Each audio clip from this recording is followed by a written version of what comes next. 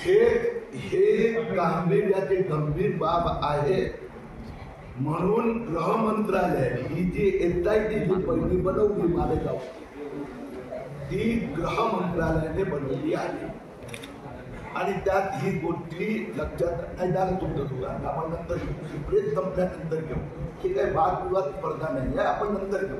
एक मिनिट पत्रकार परिषद पूर्ण करू द्या यांचं काम पूर्ण करू द्या मी इथेच थांबतो. या घोटाळ्यासाठी कोण कोण जबाबदार आहे ते त्यांनी चौकशी करणार आहे. आता झाडगाव उत्तर देऊ टाकणार त्यावेळी तो त्यांच्या राज्यावर असेल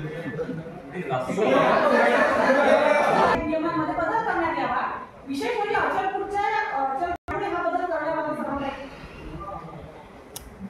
पत्रकार परिषदेत एका प्रश्नाचं उत्तर द्या चर्चा करायची तर नसतं.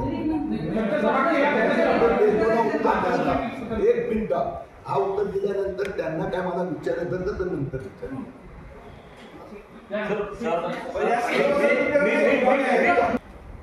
आपण जे सांगितलं त्याचं स्पष्ट उत्तर मी दिलेलं आहे.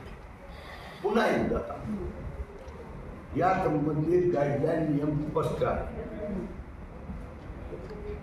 तर तुम्ही मला परत येत सांगणार की प्रशासनाचं म्हणणं असं नाही आहे मला एखादी नाही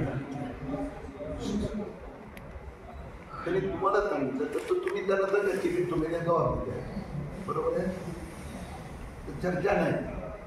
दुसरी गोष्ट किरीट तुम्हाला प्रश्न उपस्थित करू शकतो. प्रश्न समस्या येथे कोणी नियुक्त केली जिल्हाधिकारी आणि मुख्यमंत्री त्यांनी नियुक्त केली आहे.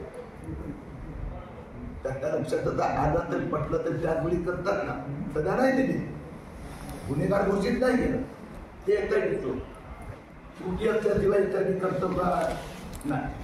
मी तुम्हाला सांगतोय तिघांनी माझा सबक कबूल केलाय की त्यांनी चूक आहे. आता तुम्ही सांगतात की तुम्हाला वेगळं पुरावे आहे की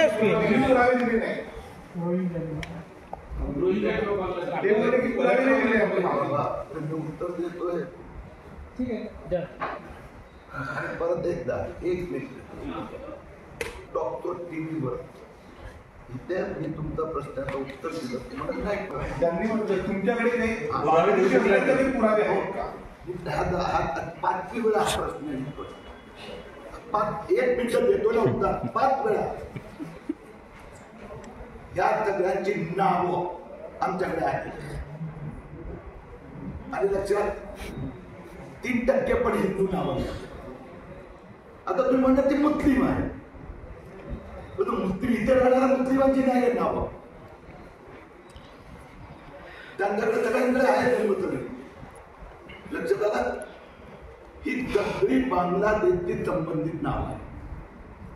ओके सर माझा एक महत्त्वाचा आहे तुम्ही जे सर्टिफिकेट दिले म्हणतात त्यांचा वयोगट कोणता आहे. जर आपल्या देशाला सुरक्षेला धोका असेल ते स्पेसिफिक वयोगटाचे लोक ते घुसून दिला पाहिजे तर हा वयोगट कोणता आहे. वयोगट म्हणजे प्रत्येक वयाचा माणूस काही ना काही काम करू शकतो आणि ह्याला देणारी आयडेंटिटी तयार करणं हे पण होऊ शकतो. नाही बरेचदा आमच्या कुटुंबातले सुद्धा जे सिनियर सिटीजन आहेत त्यांचे डॉक्युमेंट्स नाही आहेत त्याच्यामुळे त्यांच्या सुद्धा जन्म दाखल्याचा प्रॉब्लेम येतो आहे. तर अशा परिस्थितीत हे जे काही नवीन लोक आलेले आहेत त्याच्यात बाळ झालेले असं म्हणणं आहे यामध्ये सिनियर सिटीजन जर आहे की 30-40च्या वयात आहे त्याच्यामुळे माझ्या घराचे सिनियर सिटीजन उदाहरण माझ्या घराचे सिनियर सिटीजन असेल तर माझ्याकडे त्याचे इनफ डॉक्युमेंटरी एव्हिडन्सेस असतात म्हणजे तुमच्याकडे पण असतात.